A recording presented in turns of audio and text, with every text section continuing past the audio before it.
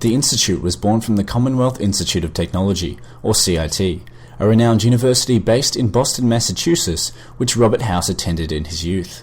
During the Great War, a number of CIT personnel survived by taking refuge in an underground level of the campus, and in 2110, the survivors and their descendants founded the Institute, an organization dedicated to furthering pre-war science. In its early days, as the very first Generation 1 synths were being built, the Institute reached out to aid the people of the Commonwealth in rebuilding civilization, but mutual mistrust quickly doomed that enterprise.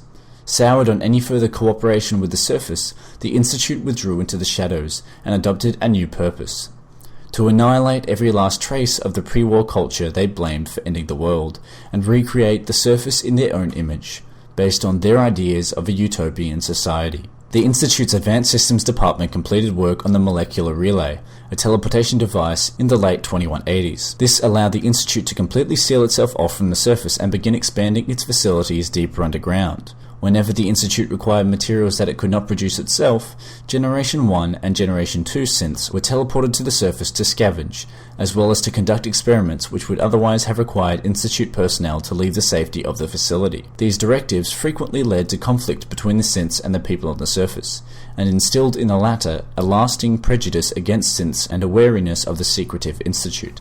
By 2227, work on the third generation of synths, who would be indistinguishable from genuine humans, was well underway. The mercenary Conrad Kellogg was sent out to find Vault 111, where the Institute scientists believed they could find a cryogenically preserved pre-war human for their experiments. Kellogg returned with the infant Sean, whose pristine DNA was used to finish the synths. The people of the surface first encountered a prototype Generation 3 synth in 2229, when it attacked the residents of Diamond City in what became known as the Broken Mask Incident. Existing prejudices against synths were confounded into paranoia. The people of the surface realized that the Institute could kidnap them and replace them with synths. While some scoffed at such a notion, this paranoia was in fact justified, as the Institute did begin using synths to infiltrate and even sabotage surface communities to further their own goals. By 2287, the Institute was actively opposed by the Anti-Slavery Railroad, as well as the Brotherhood of Steel, who viewed the Institute as a direct threat and the synths as a technological abomination. Despite the Institute's prowess, there are a limited number of scientists at its disposal, with a small team working with each division and several auxiliary scientists elsewhere.